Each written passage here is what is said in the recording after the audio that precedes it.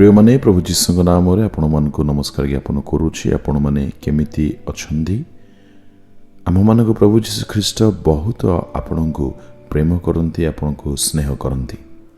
आज परमेश्वर आपण मानक जीवन को गोटे सुंदर पवित्र वाक्य देवाई चाहती, जो द्वारा आपण मानक जीवन में आपण उन्नति को देखिए, आपण माने उत्साहित हे। तेज आसतु प्रभु प्रिय लोक मैंने कौन परमेश्वर आज आम मान जनवाई चाहती, आमे माने ताहा पाठ करिबा। ईश्वर वाक्य कौन कौचे आसन मैंने देखा। गीत संहिता 40 अध्यायर 4 पद, जो जन सदा प्रभु को आपणार विश्वास भूमि कर से धन्य। ईश्वर वाक्य आम मान कौन कहूँ, जो माने ईश्वर ठारे आपणार विश्वास भरोसा को स्थापन करती, से ही व्यक्ति माने ही धन्य अटंती। तेबे प्रभु प्रिय लोक माने आमे माने काहा ठारे आज भरोसा स्थापन बा विश्वास स्थापन करियोछु, कौन ताहा ईश्वर ठारे अटे बा ईश्वर ठारू नुह सृष्ट वस्तु बा प्राणी ठारे अटे। जदि ईश्वर ठारे न होई आम मानक भरोसा विश्वास टंका पैसा धन चाकरी व्यवसाय अथवा कौन सी बहुत बड़ लोकंक ठारे आमे रखियोछु, तेबे ईश्वर वाक्य आम मानक धन्य बोली कहू नाही। एणु आम्भे माने अपना जीवन को समीक्षा करने दरकार। तेबे आसंतु आमे माने गोटे विषय देखिबा।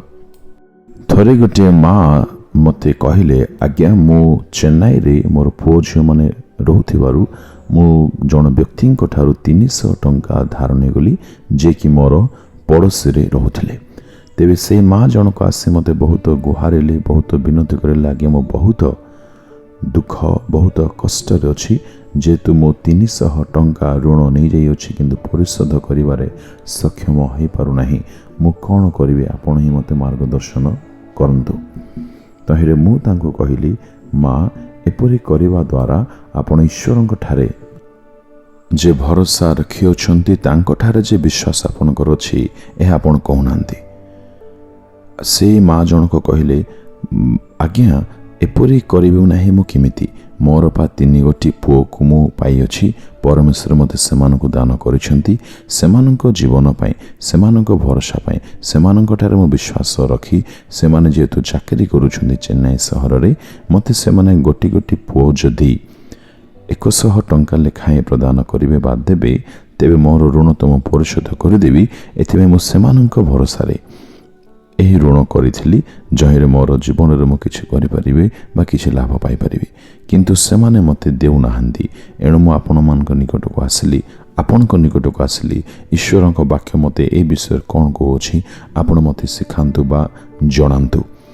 तहिरे मु कहिली तांकु, माँ एपरि करिवा द्वारा आपण जमा ठीक करि नाहंती। आम मानकर भरोसा सर्वदा केवल ईश्वर ठारे ही रहिबा दरकार, जेतु से ही आम मानकर विश्वास भूमि अटंती। किंतु दुखर कथा, आपण ईश्वर ठारे भरोसा न रखी जो पुओ मानक परमेश्वर आपण मानक दान करिसंती, तांको ठारे भरोसा रखिले। किंतु आश्चर्य भावे अल्प दिन उतारे से माँ जनक मो निकट को आसी कहिले, आज्ञा परमेश्वर मते साहाय्य करिसंती। मु जेतेबेले ईश्वर ठारे संपूर्ण भरोसा करिली, तांको ही मोर विश्वास भूमि करिली, तांको ठारे मु आउजी पड़िली। परमेश्वर आश्चर्य भावरे सही ऋण परिशोध करिबा पई पथ एवं मार्ग से खोली देइछंती। आ वर्तमान मु बहुत अत्यंत आनंदित अटे। एणु प्रभुଙ୍କ लोकमाने मो मध्ये आपण मानकु कहिबा पई चाहूछि, आपण माने काहारे ठारे केबे मध्ये भरोसा करंतु नाही। जो परमेश्वर आपनको सृष्टि करि अछंती, से आपणकर समस्त आवश्यकता को तांकरी समय रे निश्चय से जोगाइबे। यह आपणकर विश्वास रहिबा बहुत जरूरी अटे। तेबे आम्भमानकर भरोसा एवं विश्वास आमे माने काहा ठारे रखियोछु।